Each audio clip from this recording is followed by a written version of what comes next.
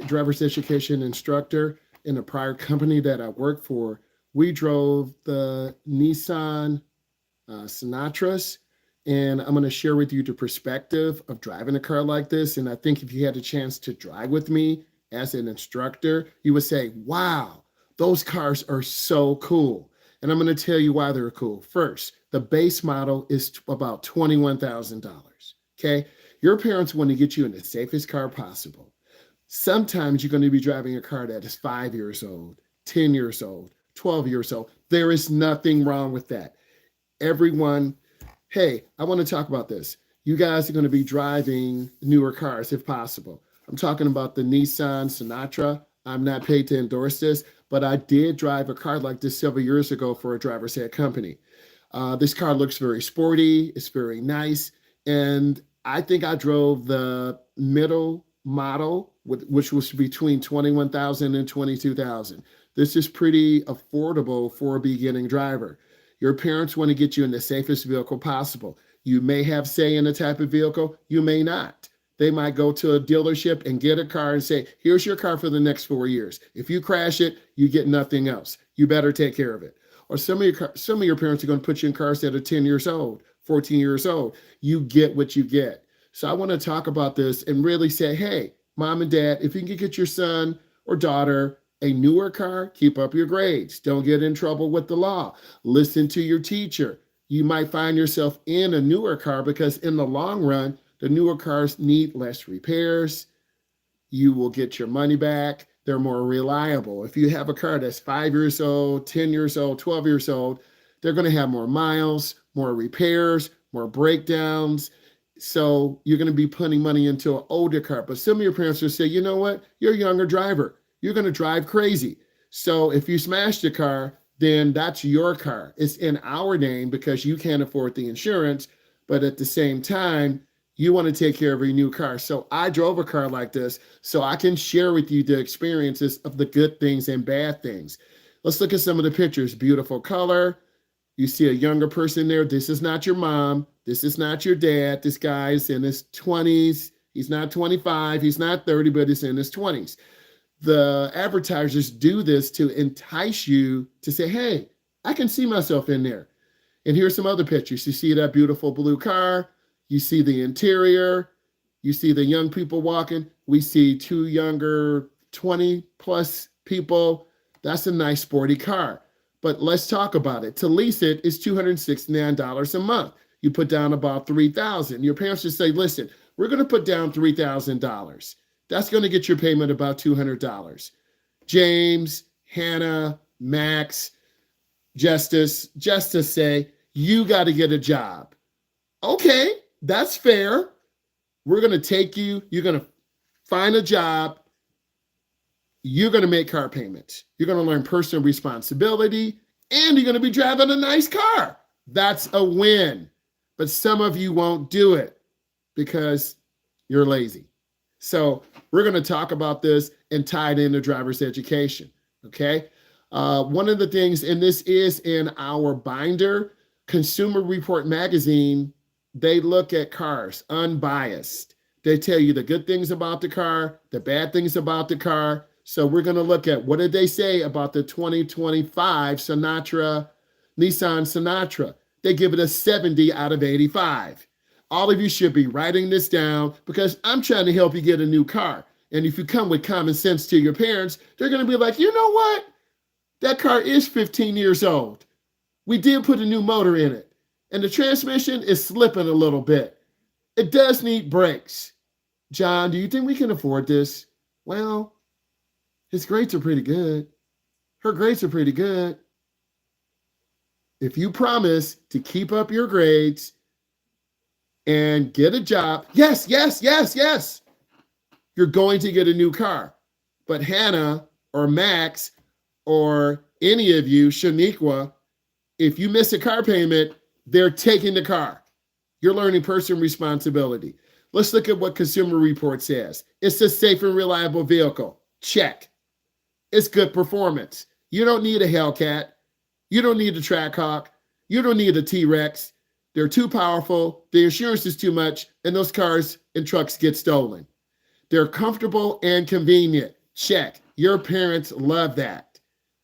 Let's look at the overall test drive rating, 83 out of 100.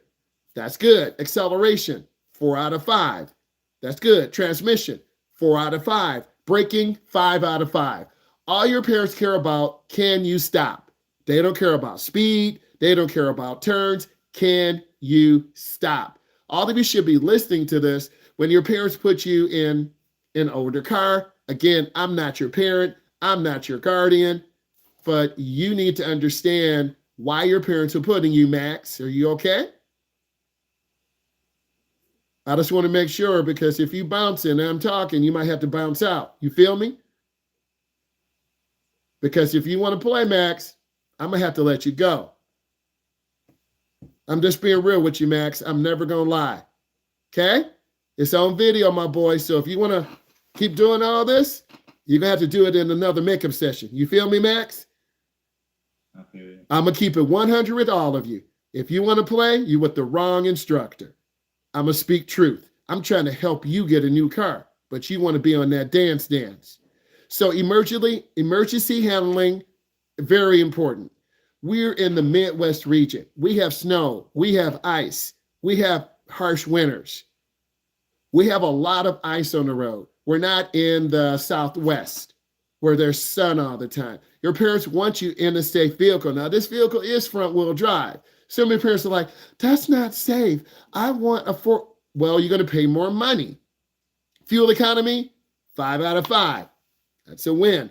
Ride is 4 out of 5. I've driven this car with students for about a year. It is kind of bumpy. It feels like you're in a tin can, but it's okay. What do you expect for $21,000? Noisy. It's a little bit noisy, but your older car, your parents are going to give you, it's noisy too. Usability, 5 out of 5. Most people said the predictability or reliability is 3 out of 5. That's not that good, but it's better than an older car. But the older car is paid for. Your parents don't care. The insurance is going to be lower for your parents. So you have a lot of convincing to do with your parent. Okay? So me saying this will give you a perspective. I need you to type into the chat, what did you just learn from me sharing this? Because I drove a driver's ed car that was a Nissan Sentra. It was a 2020 or 2021. Most of the students liked it. And some of the lows, it didn't have a lot of back support. I'm a tall guy. Some of you are tall. The foot operated brake pedal wasn't that good. The headlight performance, I thought it was really good. Beginning drivers, you're going to drive in older driver's ed cars. I'm sorry. This is just how it is. It costs $25,000 to $37,000 to get driver's ed cars. If you have 100, you do the math. And those cars depreciate. And kids have accidents. And adults have accidents. And they're beat up. And they're bumped into curves. And the rims are bent. But you need to be in a newer car for safety.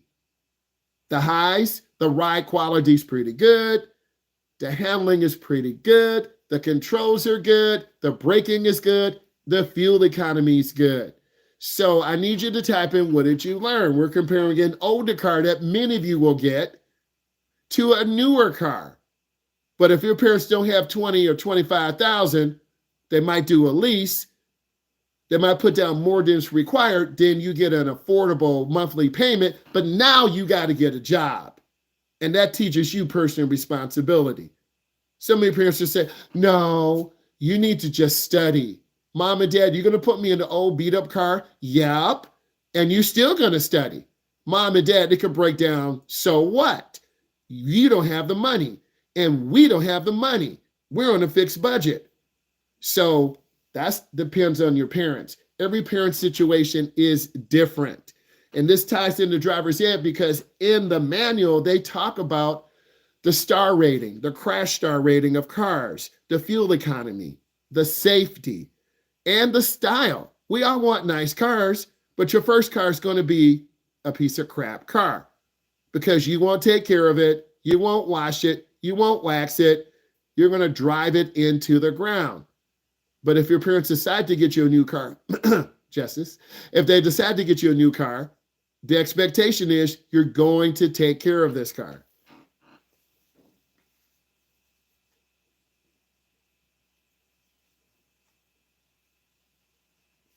You always want to look behind you when you back up. This car does have a backup camera, but you need to look out of your back window.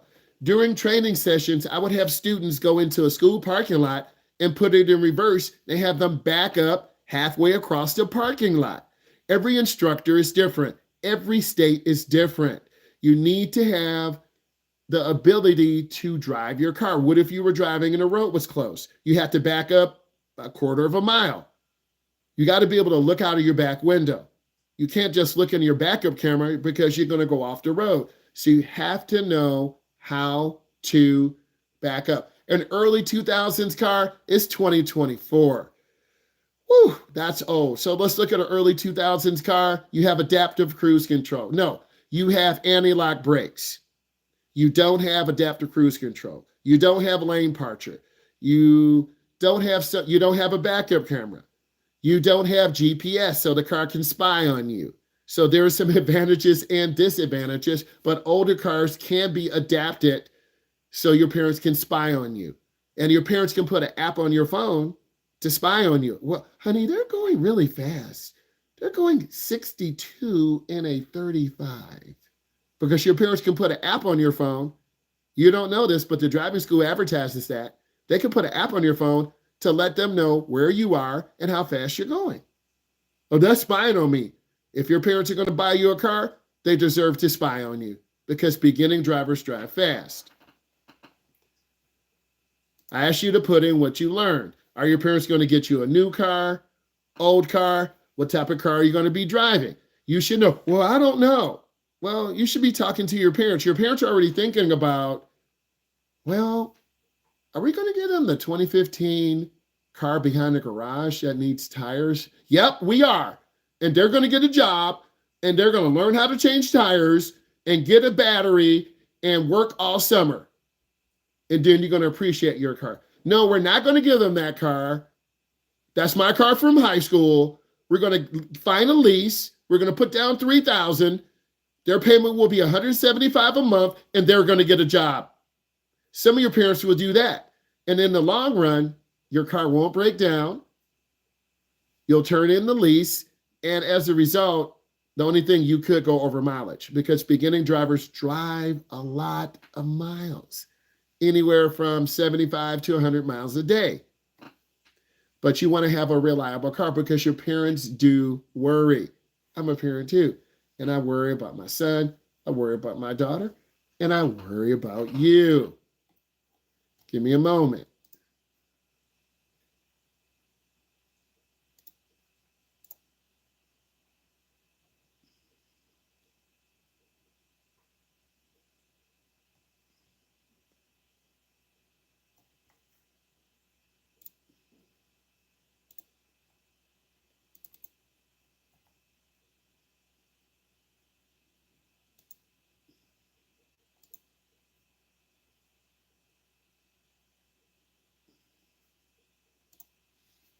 Let me get those questions up. Hold on one second.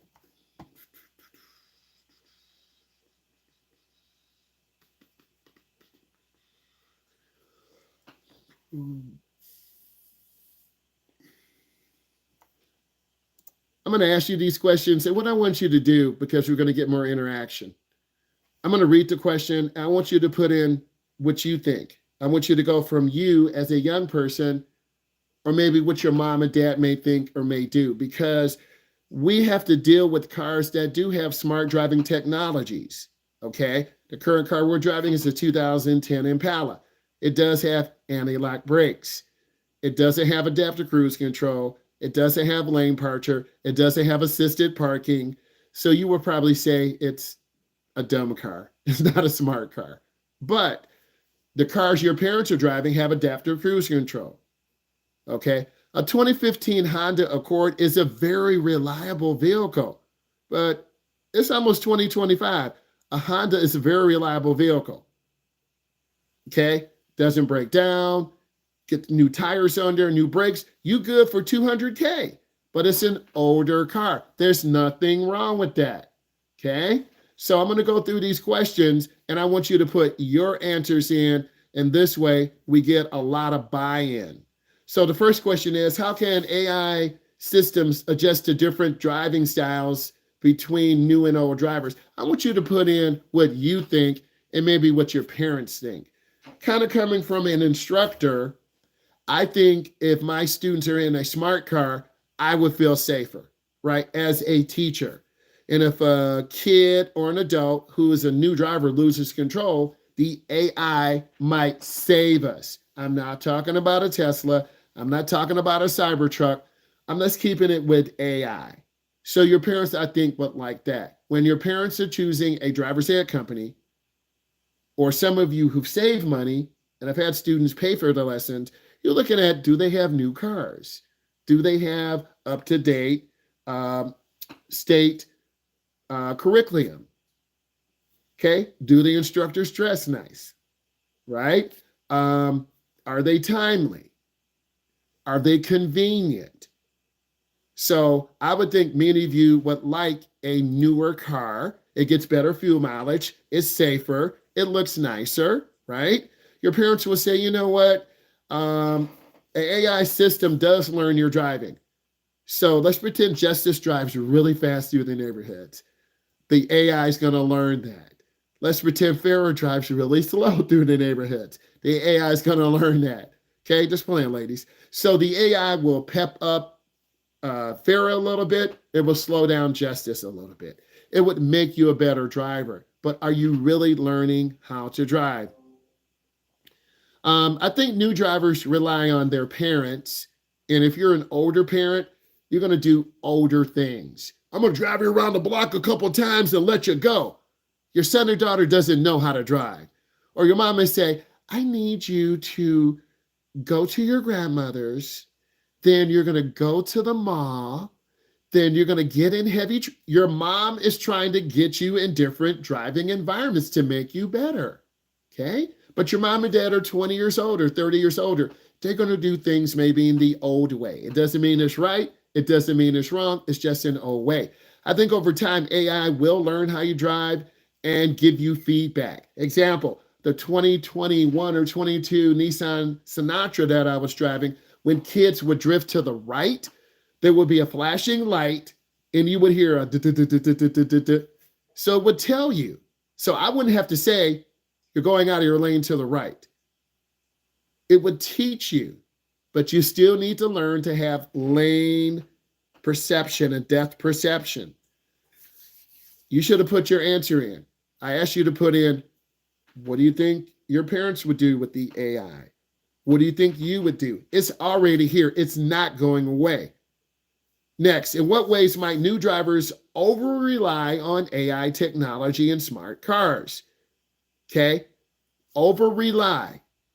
So a lot of beginning drivers say, hey, can you put on the cruise control when you're on the expressway? 90% I say no. Why? Because you have to learn how to have speed control. If the speed limit is 70, and then all of a sudden, Ethan,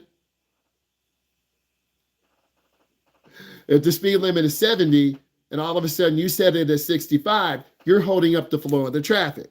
If we have adaptive cruise control, the car will gradually speed up. But what if there's a panic stop? What if a deer comes out? What if someone has a crash?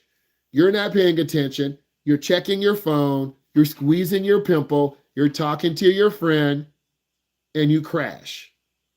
So I say no to students who ask, can we turn on the cruise control? That's a decision between you and your parent or guardian.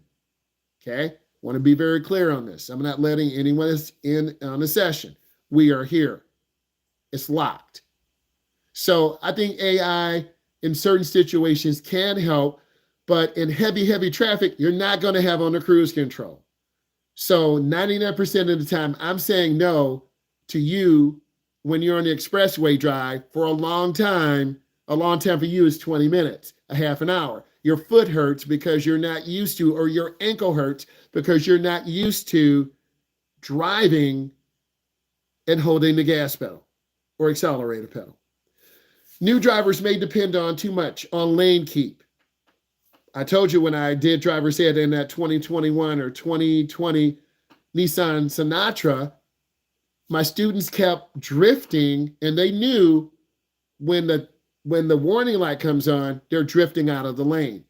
You're not learning how to drive, you're relying on technology. Okay, so there are two ways to look at it, and I try to be open-minded.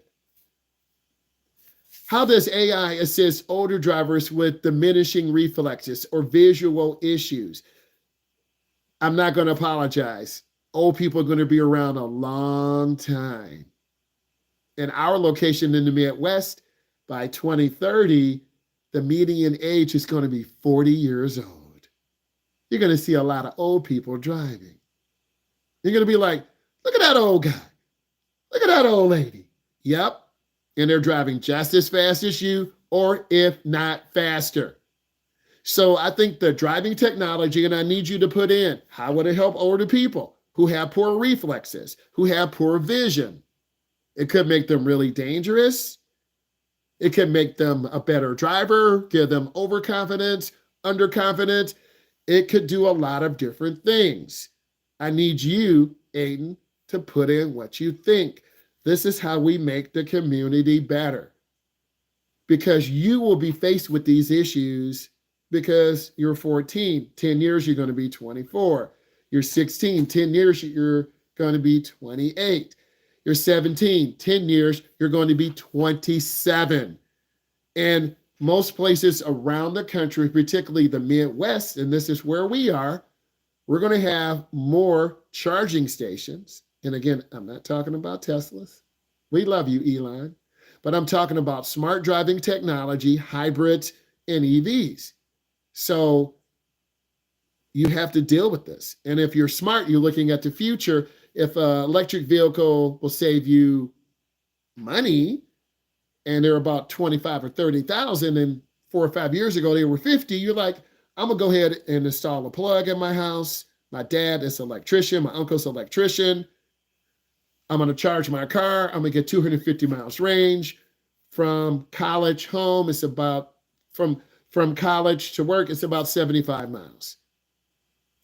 That's a smart thing to do because you're gonna have less pollution. You're gonna save money in the long run, but you have to look at gas versus electricity. And you gotta look at the numbers. But that smart technology will be here, and it's gonna impact driver's education, whether you believe it or not. Because each time we drive about 100 to 120 miles per day on the weekend if each of you drive about 20 miles or 15 miles. Your instructor should be taking you in neighborhoods, main roads, thoroughfares, roundabouts, expressways. If your instructor's not, he or she is really wasting your time. Your instructor should never be driving you on a straight road. And if they are, you won't learn how to drive. I'm just telling you the truth. So features like parking assist, parking's only, no pun intended, parking's only part of it. If you can't park and you have to rely on a computer, then you really don't need to know how to drive. You have to know how to parallel park. A lot of people fail their tests because they can't parallel park. And in our location, the parallel park is still on the road test. Other states, they have taken it off. But what's good for our state might not be good for Texas or Nevada or New Mexico. So we don't want to tell states what to do. We don't want to overreach our authority. Also, it may potentially weaken your manual skills. You still got to know how to hold the steering wheel. And if your car's driving for you, you don't know how to drive. Next, what are the risks of complications for experienced drivers using AI? I would say this to all of you. If you're going to have adaptive cruise control driving in heavy traffic, you're vulnerable. If traffic stops real fast, you're going to rear end someone. And then that's your fault. I think you should probably not have on that feature when traffic is very heavy. You need to learn how to keep your space. It's a car length for every 10 miles an hour. And if you don't understand that, you're going to tailgate. And that's what beginning drivers tend to do. They tend to tailgate other drivers. And that puts everyone in jeopardy because you're tailgating, the car behind you is tailgating you, and we have a multi-car collision. So you have to think about the risk. Well, Mom, I have my adaptive cruise control. You weren't paying attention. We got a record of your phone. You were on YouTube when you should have been driving. And as a result, you weren't honest with us. Some of you will say, Mom, Dad, you're right. Okay, we're taking the car. Young Max. Can you repeat the question, please? I got to move ahead, brother. Time is running out. Okay, I want to keep moving. So it's important. Don't record my voice. Next, how can AI-powered cars prevent new drivers from developing bad habits?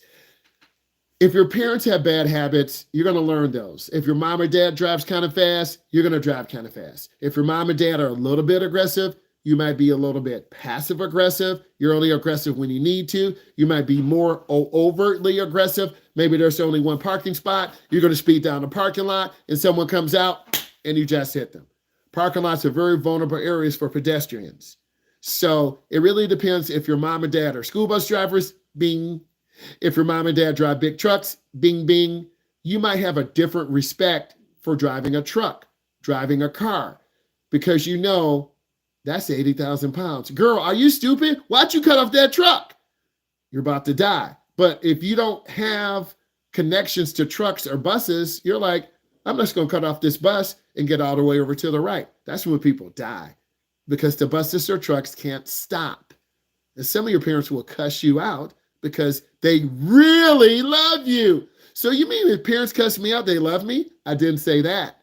They're going to be very vocal in their life because they want you to, yes, you need a 4-second rule, but the minimum is 3 seconds. They really want you to live a long time. And unfortunately, in your age group, that 15 to 25, you die. And the biggest cause of your death is in a car. So I'm trying to have you live longer and teach driver's ed.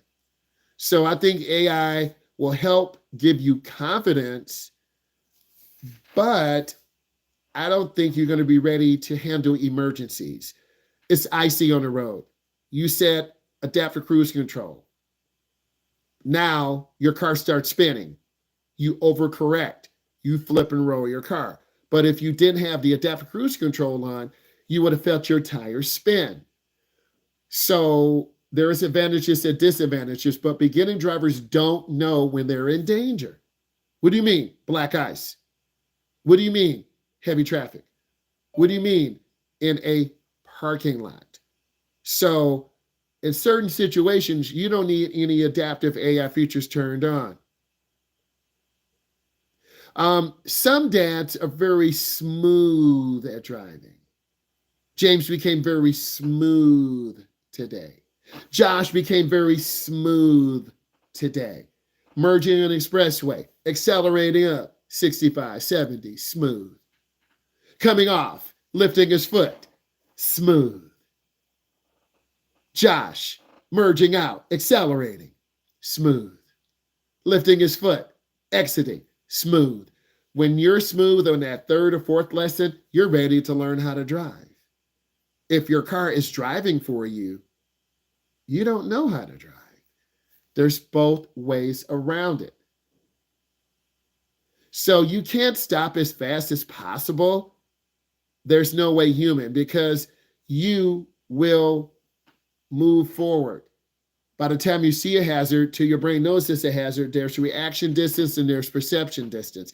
AI could save you, but what if it's an icy road? What if the AI sensors are covered up with dirt or mud? Okay, there's a lot to think about. And beginning drivers don't wash cars a lot. You may have a smart car, but it's dirty because you visited your friend on the dirt road, you forgot to wipe off the sensors, you back into a car. Because normally your backward camera would beep, beep, beep, beep. So it depends. I think the AI sensors on trucks too will save lives because cars tend to sit in blind spots. We know this because we saw a video. We're tying everything we learned.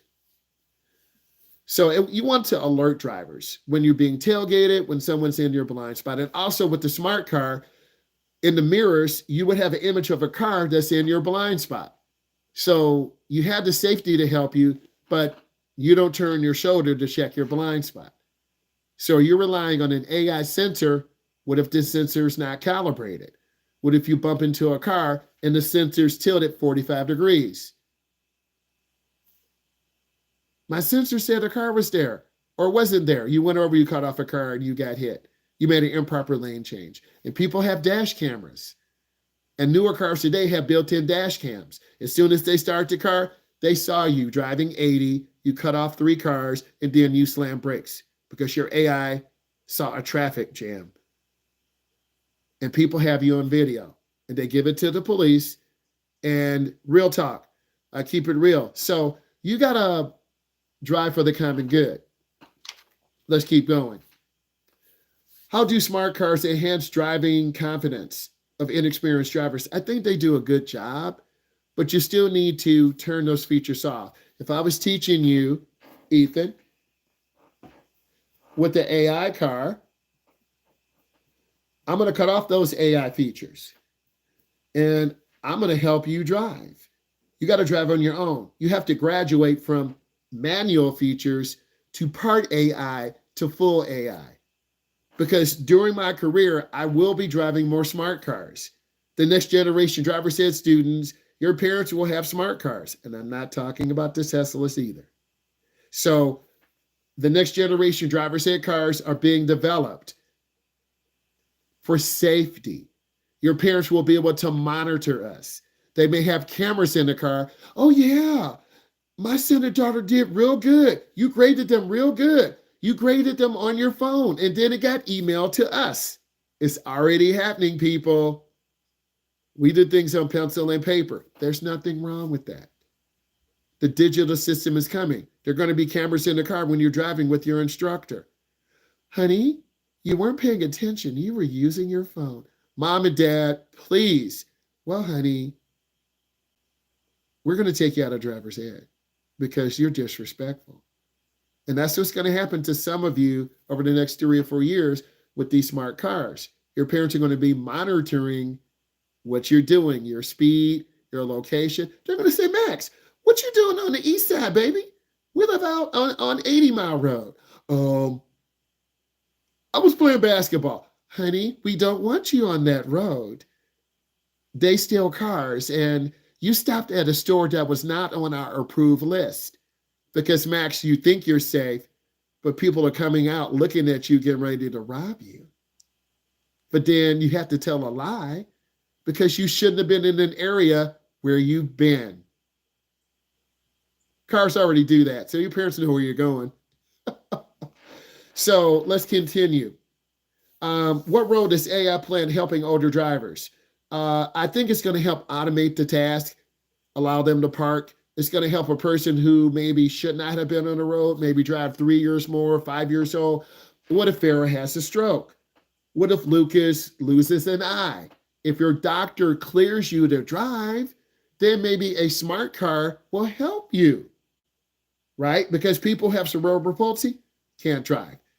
You have to have doctor's clearance. So if we have smart cars, it could get people on the road who normally can't drive. But why would I want someone on the road that has seizures? The smart car will monitor them.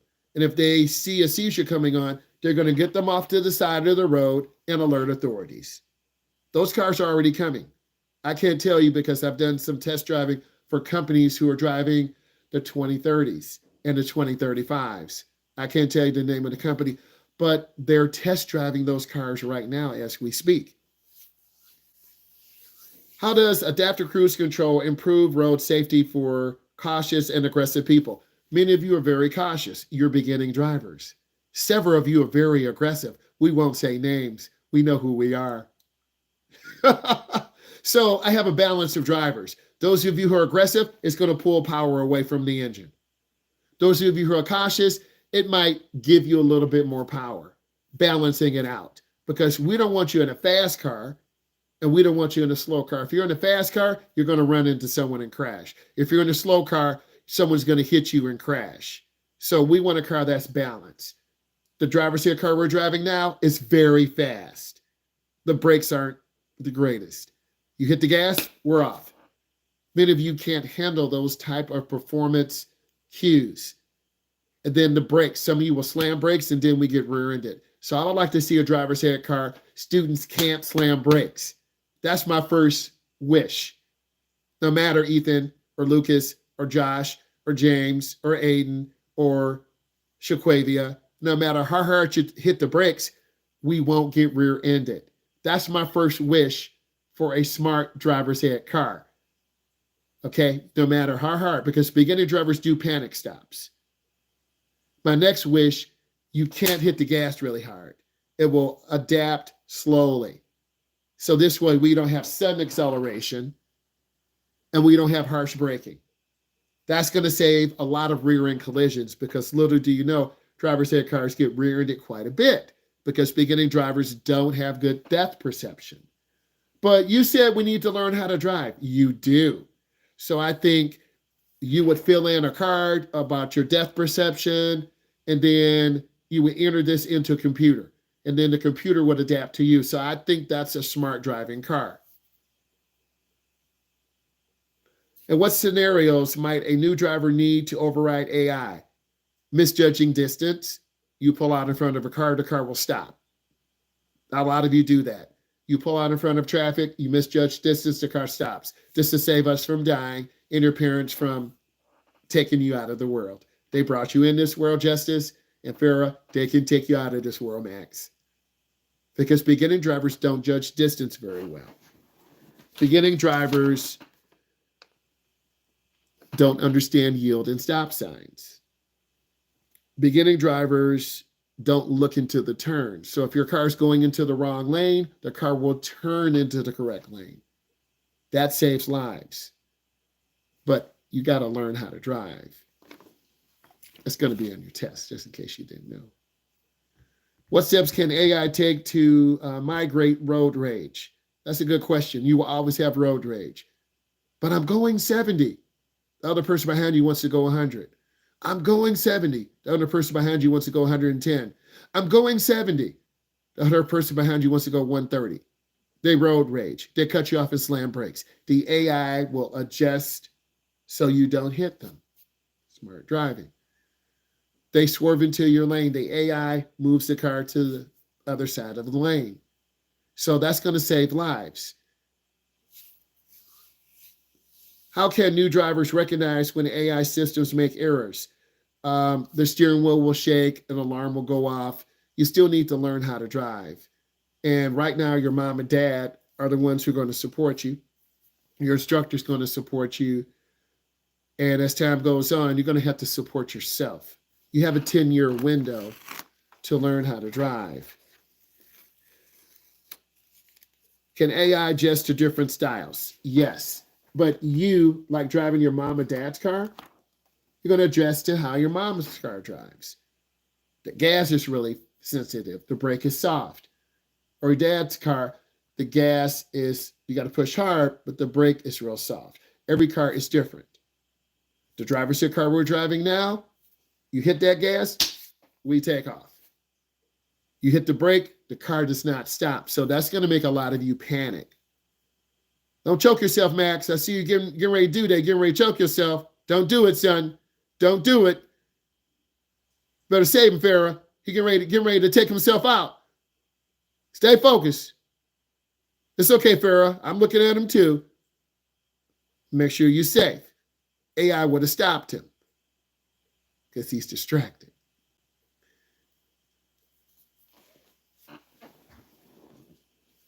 Type in what you learned into the chat.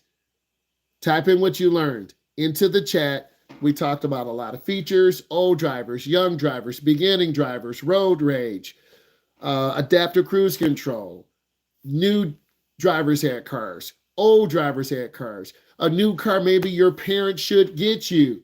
A new car your parent is not going to get you. A new car, Justice, that your parents are going to get you because you're going to put in work. That's right. So there are different sides to the story. It really depends on your situation. We saw a car that was $21,000. If you could save up $3,000, Mom, Dad, I know I can't get a lease. I have to be over 21 or 24. If I save up $3,000 and you put it in your name, nope, I'm not doing that. We did it for your brother. He messed up my credit. I guess you messed up. Or they're like, keep talking. John, did you hear our son? He's trying to be responsible. Keep talking, son. Mom and Dad, if I get $3,200, my monthly payment will be $125. I've been looking for jobs, and I have an application. If I save up money, can you co-sign? This means your mom or dad will co-sign, but they can't because you're under 21. They'll sign. They'll get the car in their name. You make the payments. Some of your parents will be like, bet. Other parents are like, you're not responsible. You don't do your homework. You missed driver's ed class. I'm not doing anything. Give me a chance. They gave you a chance all your life. You've been driving the old car. You don't change the oil. The muffler's hanging off. Why should we get you a new 2025 whip? They're not going to do it. They won't, because you don't show responsibility. In the long run, your parents should be getting the newest car possible because it's going to save wear and tear on your vehicle. Okay? But every parent is different. A lot of parents don't have money just lying around. You got your grandfather's car there. It's a 2005 Impala. It's got one speck of rust. It's perfect condition. You just need a battery. Stop talking to me. We're not spending money on a new 2027. You start crying. Too bad. You're going to drive a 2005 car. It is 2027, bro. That's just going to happen to a lot of you because your parents are not going to put you in the newest car because you don't know how to drive. But at the same point in time, they're going to put you in a car that is terrible for you.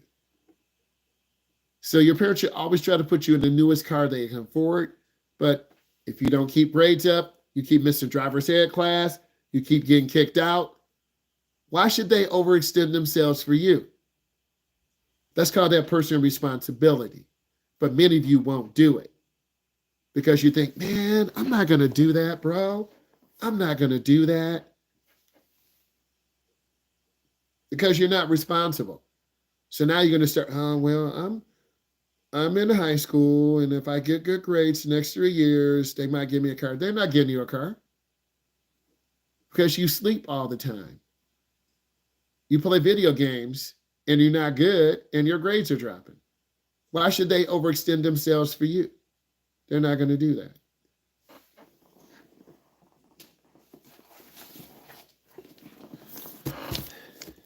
I asked you to put information in. When driving down a steep downgrade, you should never use or shift to neutral. Rumble strips are placed on the side of the roadway to alert drivers they are driving on an area that is the traveled portion of the road. On a rural road, utility lines, mailboxes, and reflectors give a location of driveways. Motorcycles are difficult to see. With the AI car, it might flash an image of a motorcycle, or it might say, motorcycle, motorcycle, alert, alert. I want to keep going. If the accelerator lane is short, you will need to pick a larger gap. The AI will just push the gas pedal. That's saving lives. That's saving the opportunity for an accident. Young Ethan, you waving at me or you got something to say? What's up, man? I got something to say. The motorcycle thing, if it like says motorcycle, you know how annoying that would be? You could turn it off or you could turn down the volume, right? or it could flash on your information panel. So yes, you're right. A lot of people would turn it off. But Because like if you're listening to music and it cuts hey, you know what? You know what? It would cut in between. If you're listening to music, it would say motorcycle. You're like, what? It might startle you. Right. But I think you adjust, you want the music in the background. You want the motorcycle warning in the background. Because if you're kicking your music up to 10,000, you're going to blow your eardrums out. So I think you'll find the balance. And thank you for saying that. It's about balance. A construction zone is indicated by a orange sign. You may turn right from a other lane other than the far lane when the lane signal or markings permit. So beginning drivers turn in the wrong lane. A smart car, if you're in the middle right turn lane, it would keep you in the middle right turn lane. If you're in the middle far lane, it would keep you in that middle far lane. A lot of beginning drivers cut over into the wrong lane. You cut off a car, have an accident. On your road test, I would see them, you need to disable all smart features. I could see that because that will be a state mandate. But the state is telling me what to do. Yep. So let's talk about intersections for a moment. With smart technology, it won't allow your car to run a light. So you're going to have a reduction in accidents. But is it going to slam brakes? No. It's going to see the light ahead of time and gradually slow the car down. For many of you humans, us, you're going to see the light. You're either going to slam brakes. No, don't do that. Or you're going to run the light. No. And then we have an accident. So the AI will put on the brakes at the appropriate time, but it can be adjusted, Ethan. If you adjust it too aggressively, you're going to slide on black ice or slide on water. So there's got to be some adaptability to that. And I'm thinking about what you said.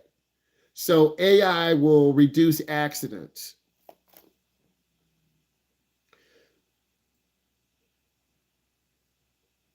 Which of the following directions most likely to cause a young driver to have a crash? Other drivers in the car. Because you're listening to your friends. You're looking at the cat video. You're looking at the dog video. You're looking at the semi-truck jumping in the air. You're looking at the school bus being flipped over by F-150. It's true. 2.6 million views. A F-150 flipped over a school bus in the junkyard.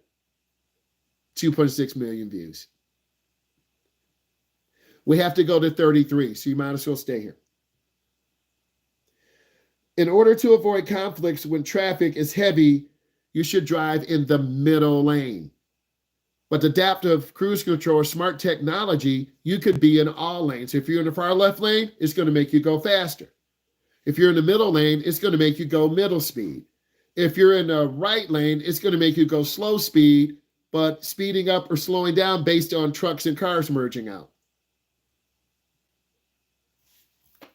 That's going to save more lives. On rural roadways, conditions can change abruptly. Some of you are driving on dirt roads. You could have a soft shoulder. The smart car might keep you on the stable part. The sensors might be looking down the road. It's muddy, it's soft. They might steer you to the left a little bit, or it might steer you to the right. If you don't have those features on, you're going to stay to the right and literally fall off the road. Ask me how I know. It happened to my drivers and I.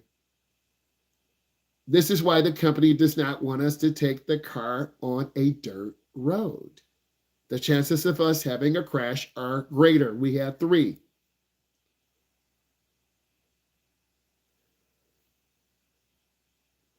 What should you do at an intersection with the flashing yellow? Slow down and be prepared to yield. A lot of beginning drivers panic and slam brakes because you think, oh my God, it's a yellow light, and you hit brakes.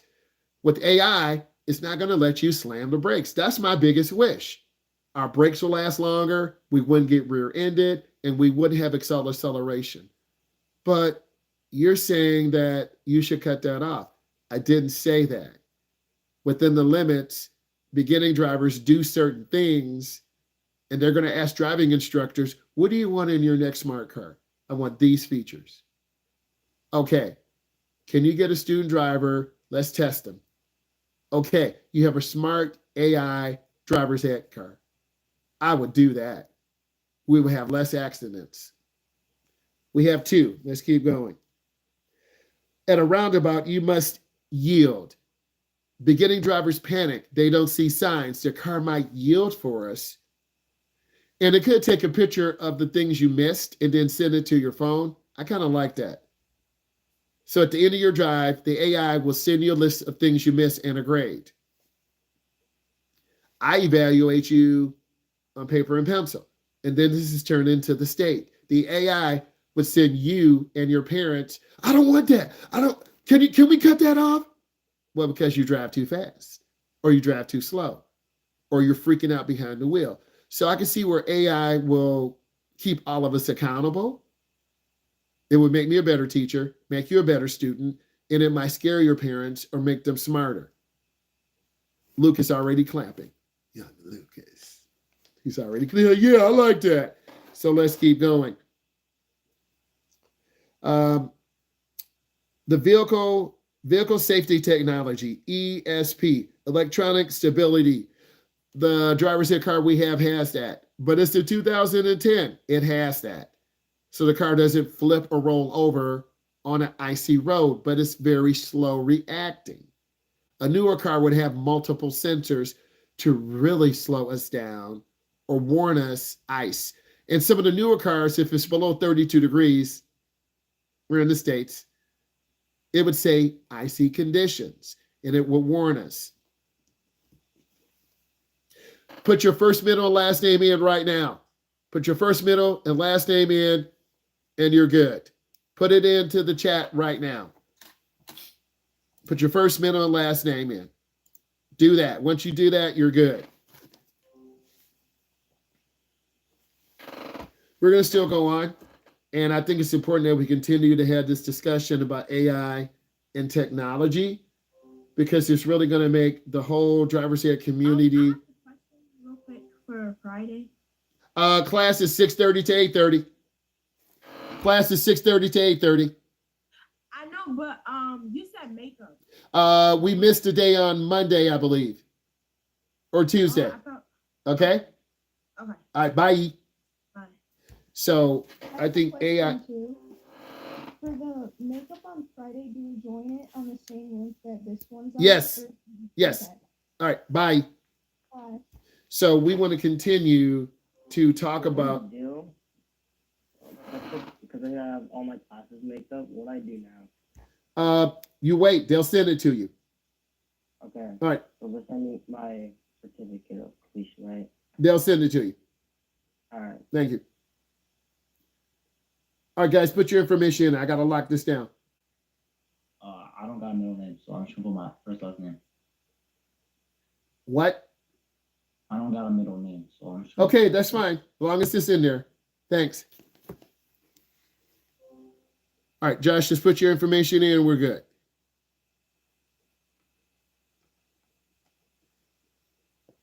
We got class on Friday? Yes, yes. All right. Thank you. All right. Bye-bye. Bye.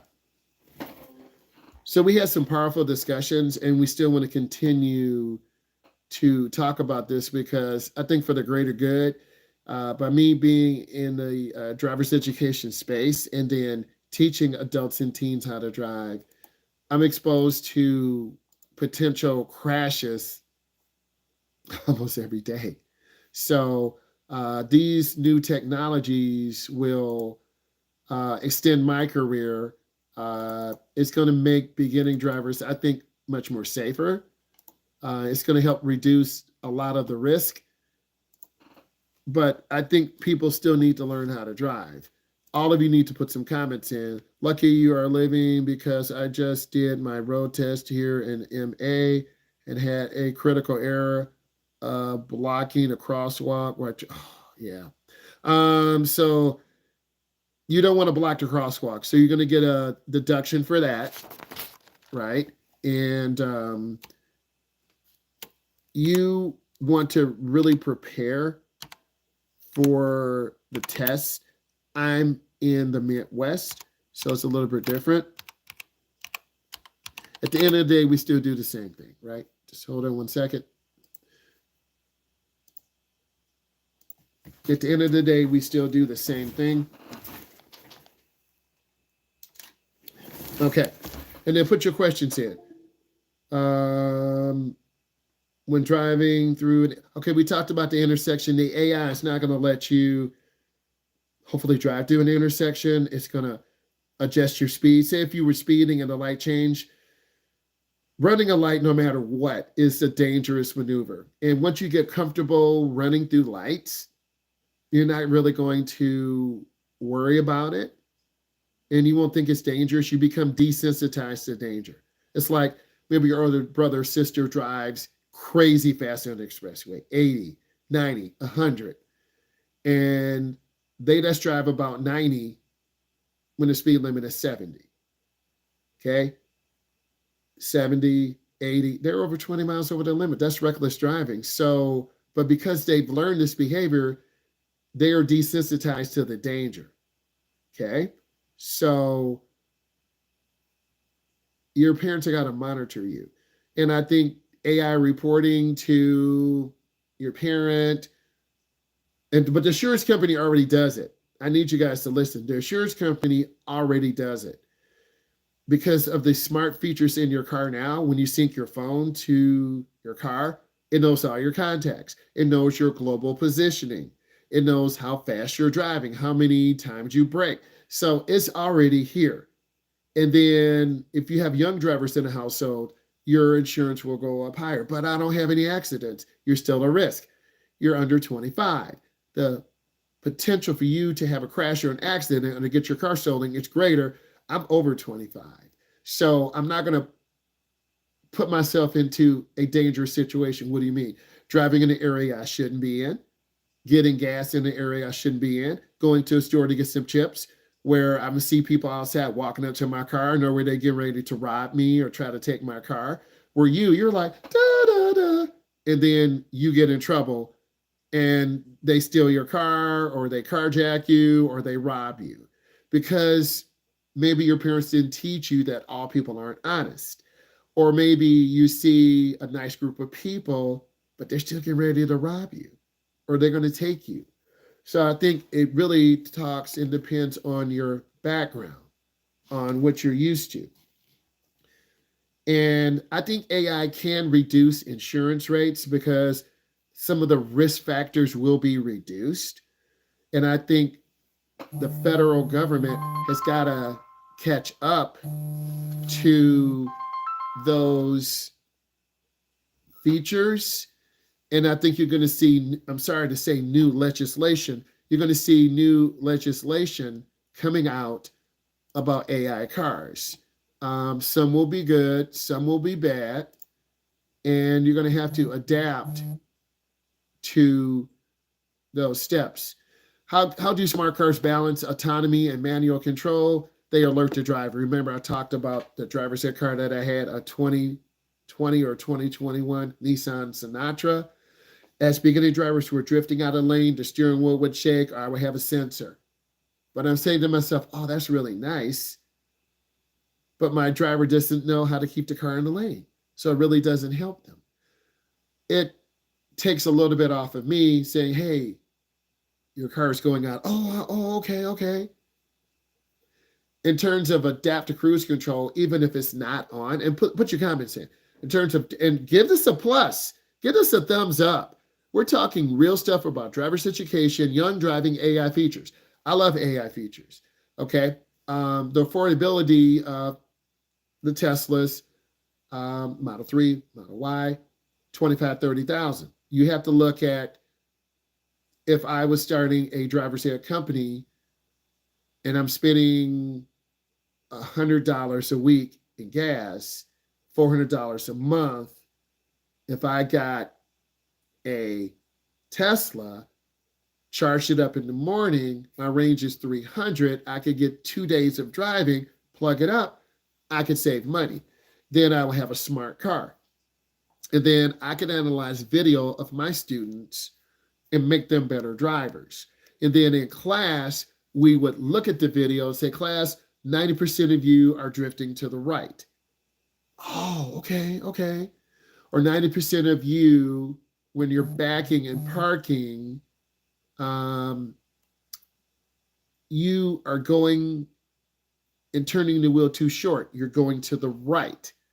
Okay. If you turn the wheel too fast when you're parking, part of the car will be over to the right side of the parking spot. If you turn the wheel too late, part of the car will be over to the left side. If we had videos, and Tesla does have this, it could be emailed or clips could be sent to a computer. We drive in the morning. We have class at 2 to 4. I drive in the morning. We drive after class. We spend an hour breaking down driving video. That's so cool because you're going to look at the common mistakes many drivers make. Where do they make them? Okay, we were going to a roundabout. All of us were going too fast. Slow down more. Okay, we missed this yield sign on turn 40. The yield sign was hidden. Trim the trees back. Okay, this particular on-ramp, beginning drivers go too slow because you do drive slow. So this would bring in more self-awareness. And that's what part of my job is as an instructor, to bring in more self-awareness for all of you and to make me elevate and become a better driver. If I'm driving conventional cars, and I mean non-AI cars, I'm staying in a non-AI car range. We won't ever get a Cybertruck, but I should be driving maybe the smartest autonomous car right now, which is probably a Tesla, and teach adults and teens how to drive that. And then as you are comfortable, we turn on some of those autonomous features. And then as a bonus, because I'm forward thinking, okay, you signed a waiver, we can record in the car, out of the car. Okay, I'm going to send you a 20-minute clip. I want you to look at this clip, and then you're going to evaluate yourself, and you're going to email me or text me a report on the mistakes you made, where you made them, and how you can improve. In the next drive, okay, you did your report. I saw it. You sent me the text. Let's go driving. And then you're going to feel more comfortable. Okay, I was gripping the wheel. My turns were bad. Relax. Okay, I was going too fast into the turn. Beginning drivers are notorious for this. They go too fast into the turn, and then they grip the wheel, and the car veers out of the lane to the left. If we're making a right turn at an intersection, and my driver's going to the left, and a car's making a left turn, we're going to have a collision. And the beginning driver is going to get the ticket. So those turns and those maneuvers need to be corrected immediately. Okay, I'm thinking forward. And next, I would say beginning drivers have a difficult time adjusting to speed. So we want to have that smart car technology off until you learn how to keep your speed up. And you can keep it up. And once maybe you hit a threshold, remember, I'm an instructor. I'm going to get my wish list of a smart driving driver's ed car. I went to a conference in Washington, D.C. Okay, all of your instructors, thank you for coming to this National Smart Car Convention. You have been picked based upon a survey you did, your interest and passion in cars. We are developing the next generation smart driver's ed car. I'm like, yeah, finally. And we looked at your wish list. This is a speed-controlled braking and acceleration update that will be sent to you in your driver's ed car. The only thing we need you to do, we need to be able to record it for X number of days, and we're going to send the data back. In exchange, you'll drive this new smart driving car. I'm with that. I think Ford would go for that. Ford, if you're listening, get your man in one of those Mach-E Mustangs. General Motors, if you're listening, get me into one of those mid-size smart cars. Elon, if you're listening, Get me into one of those Model 3s or Model 4s.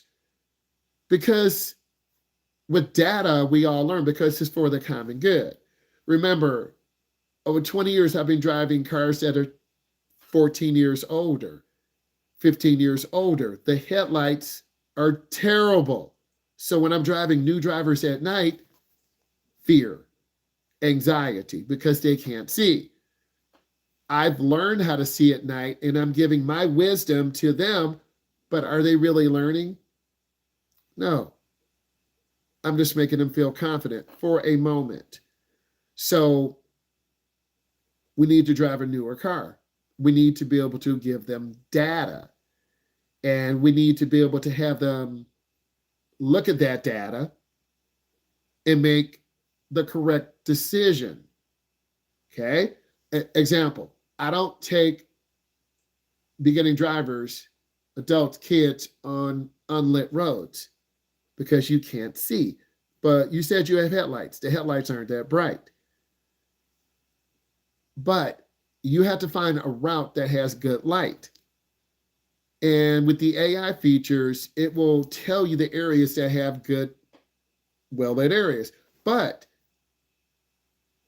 there's going to be times you're going to have to drive on an unlit road. True. You'll never have that experience. True. So at some point, you're going to have to go on a road that's totally dark. All parts of the United States and around the world don't have streetlights. So now what are you going to do? I guess you're right. Okay. And I'm not talking about the secret data that's collected from automotive manufacturers and insurance companies. They're already getting data on us. Who's in the car? How old are you? How far is your drive from school to work, from work to your friends? They already know this. You can do your own Google research. And if you're going to do this, use Google Scholar. I'm going to say this again. Use Google Scholar. There are cars that are already spying on us. They know our driving behavior, our driving style. The minute you sync up your phone, okay, this is Shaniqua driving. This is Jonathan driving. This is Donald driving. This is Kamala driving. They know who's driving. And they know when you drive fast. They know when you brake hard. They know when you turn hard. This is grandma driving. This is grandpa driving. This is a married couple driving with a new child. They're going to drive perfect. They're not going to slam brakes. So you need to continue. I need more thumbs up. Come on, let's get these thumbs up. You're getting deep value here, deep thought here. Okay. Next, I think that once that specially designed smart driver's ed car is developed, it's going to save on insurance costs. It's going to save wear and tear on brakes because in your traditional driver's ed car, there's a cable. There are two sets of brakes. Let's pretend this is the brake on the driver's side. This is the brake on the passenger side. If a student, a kid, or an adult makes a dumb move, I can hit my brake. But it's cable operated. If you hit the cable, if you hit the brake too hard, you're going to snap it. We had an instructor do that. Or there's a bar, but that puts a lot of strain on that brake arm. There's an arm that the brake pedal is attached to. So when you hit the brake, it sets the arm up. In a smart car, you're not going to have that brake, that physical brake. You're going to have a calibrated sensor. Engineers, are you listening to me? Engineers, can you get me to test the next generation car? Can you reach out to me? The AI will be sending this and the algorithm will push this video to who needs it. You're going to have cars that don't have cables anymore. Okay, we already have that. The next generation driver's ed cars will not have a cable for the brake, a bar for the brake. That is 1940s, 1950s technology. This is 2024. We're moving ahead to almost 2030. And you see these old driver's ed cars, and I'm not attacking driver's ed companies that have older cars because the rates are very high. But those cars break down a lot. They're terrible gas hogs. The kids are petrified at night because they can't see.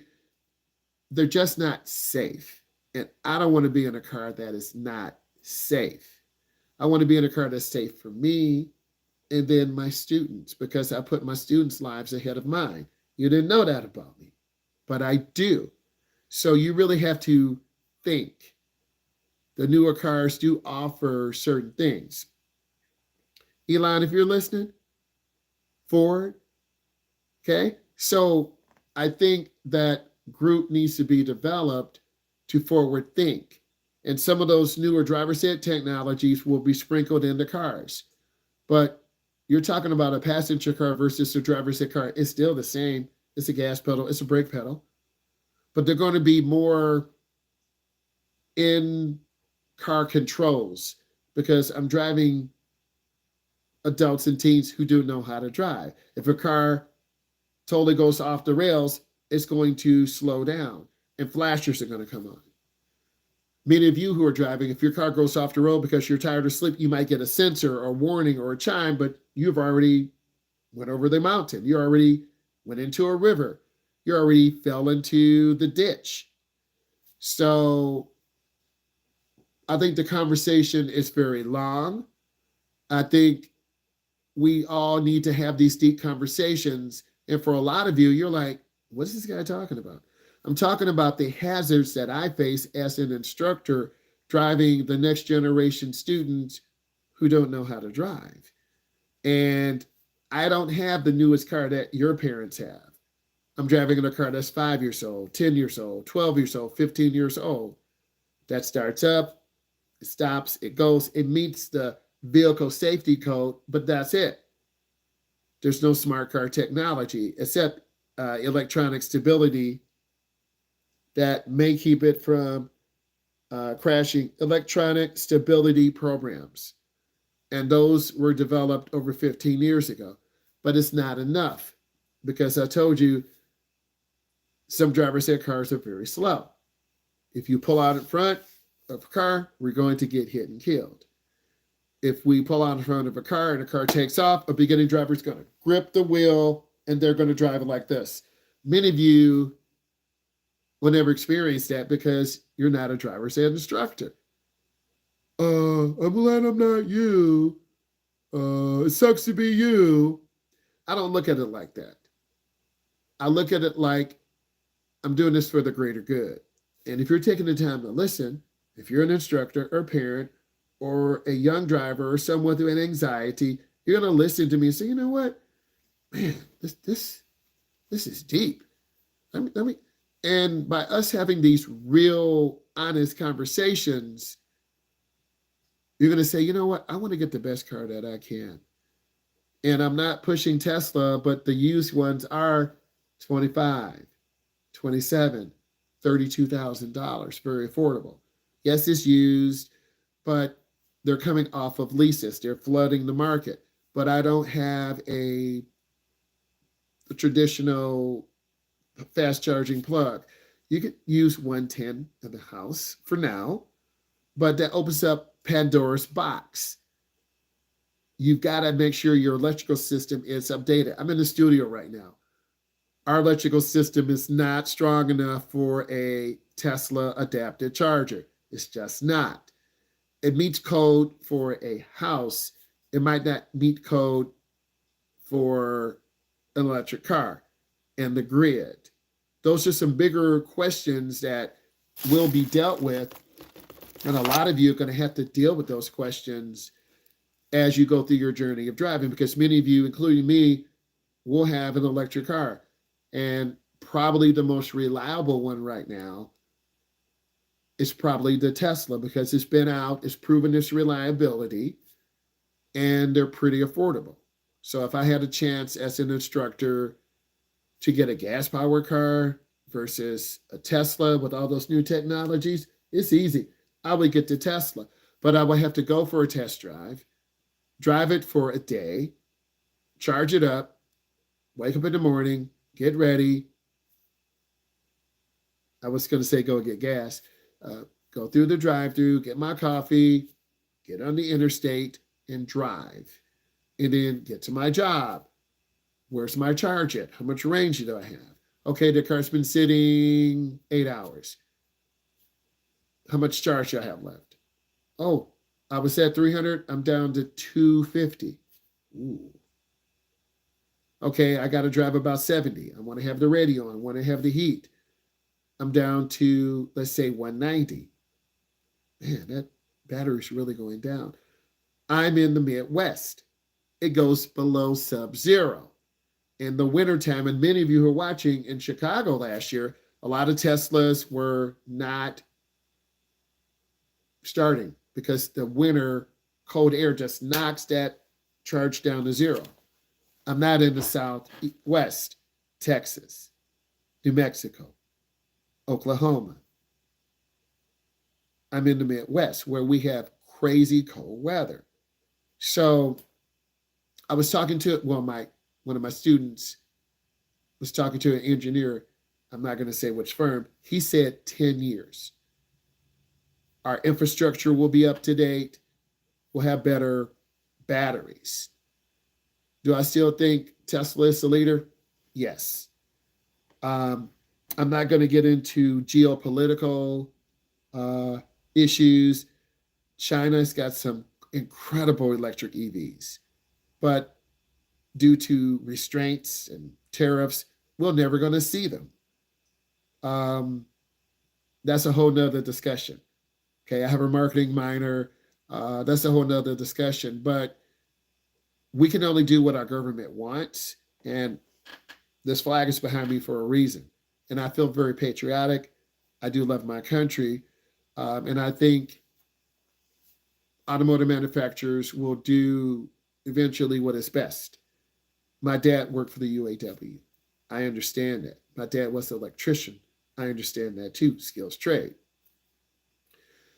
So I think we have to find a balance. And everything is kind of in a state of chaos. With EVs, the election coming up, education, a lot, including driver's education, a lot is going on. I want to be in the safest car possible. If you're watching this and you're taking driver's ed, you're like, man, what year car am I in? Teacher, how old? This is a 19, it's a 2006. Is that really safe? Oh, sure, it's safe. Your headlights suck. You have no smart features. So it really depends because a lot of driver's ed companies can't afford the newest cars. But you have to invest because you can write all of this stuff off. So you have to ask yourself, if you're taking private lessons, and many of you are over 21, 22, you're like, keep talking. That's me. You're going to have to get your TIP from the Secretary of State. That's your temporary instruction permit. Then after you get that, then you're going to have to find someone to drive. Imagine if you had a self-driving car that could teach you how to drive. You don't need a human. We're there, but we're not there. The My Robot, Cab, Elon, we love you. That's wild. It's already here. So you're saying, I don't know how to drive. I'm going to be in a car with no steering wheel, no gas pedal. I think you're going to see more government mandates, and I think you're going to see those instructors who want to share the brain trust to create those algorithms for the next generation AI, because AI can't do it all yet. It is doing it. I use AI in the classroom. We had a training session through our district. I use AI to develop lessons, incredible activities, analyze data. create titles, and so many other things I'm not going to tell you. So it's for the common good, but it does make mistakes. And I think with testing, what if the sensors are dirty? What if you are driving in a thunderstorm and a thunderbolt hits the AI car? It had an overvolt or undervolt. What if one of the ground connectors become loose? The car I'm driving now, the lights flicker on and off. It's a ground issue. Well, what does that do in the computer? It's sending voltage in the computer out, in the computer out. I have a 1969 RS Camaro. If my negative becomes loose, sometime my car will start. I have a 16-volt battery, 17-watt compression, a heavy-duty starter. If I have a ground that's loose, it might start a little bit. It might not start at all. I might lose voltage going down the racetrack. So electrical harnesses are very, very important. And I think all of you need to understand that. Are we there? We are already here. I'm definitely an early adapter. And I would love to have a smart car, Elon, if you're listening, to gather data. And then I think to save like police forces. UPS has already adapted this. The United States Post Office, the cyber semi, they're already using EVs with the Elon Musk technology. So it's already here. And I think if I would call Tesla and say, hey, here's what I'm thinking. Can we get together and design the next generation driver's air car? They might say, yeah, let's have a long conversation. Let's have a Zoom call. But they will not let me share to the general public what they're going to share with me. I'm just giving you a driver's education perspective of current trends that I see, because we had a professional training about 6 years ago about smart cars and AI technology, and that was over 6 years ago. But now we have used Cybertrucks, we have used Tesla Plaids. I can't afford a Tesla Plaid or a Cybertruck, but they are here. They're here. And people who are in their 20s, who got the money, they're like, man, I always wanted Tesla Plaid, excuse me. It cost $120K, but there's one for 64. It's got 49,000. I'm gonna get it. And then they're going to be in the newest technology car. That's incredible. And then they'll drive it a couple years, put 80,000 on it, sell it for 40, because all cars and trucks do depreciate, no matter how good they are. They do depreciate. So there's nothing you really can do. So you have to have that conversation. And I'm trying to have this conversation with you about whether the legal responsibilities, drivers still need to be accountable. You can't say, well, my smart driving technology didn't have update UXV123. Your smart car killed someone. Who's responsible? That's the ethical decision. How does machine learning improve the AI's ability to predict risky drivers? The system analyzes past patterns. If you have a kid or an adult who loves hitting that gas, they have the potential to be a risky driver. When I see that as an instructor, a kid going really fast in a small distance, I'm scared. Or really slow in a small distance, I'm scared. Because I know we're going to get hit from behind, or I know we're going to run into someone. Your parents will just scream, stop, what are you doing? But if I do that, I'm going to freak you out. So I don't want to do that. I kind of guide you. That's that patience. What is the impact of AI on reducing insurance rates for new versus experienced drivers? Safer driving records with AI can result in lower premiums. The insurance company might not like that. But they might say, okay, you have AI. It's not proven. We're still going to keep your rates the same. Because wham, bam, Tesla cam. You see people who have the self-driving feature enabled, and I'm just telling you the truth. There's a sudden backup, and they hit someone. That's your fault. And you've just smashed your Tesla, and after about $25,000 in damage, it's a loss. If you don't believe me, watch Wham Bam Tesla Cam. And it will really give you insight into the world of a Tesla, because I love technology. And it really makes you think about where are we going. And we haven't even talked about the guardrails across the United States, because electric vehicles are heavier. 6,000, 6,300, 6,700 pounds. And if they go off the road, the guardrails are not strong enough to keep them on the road. So the Federal Highway Safety Transportation, they got to update. All these states in the federal government don't have the money. Okay? I would say California is probably the leader in electric vehicles. We need to go study them. I'm in the Midwest. I'm not in California. But I could go there, learn, prepare, and bring what I'm learning back to the Midwest.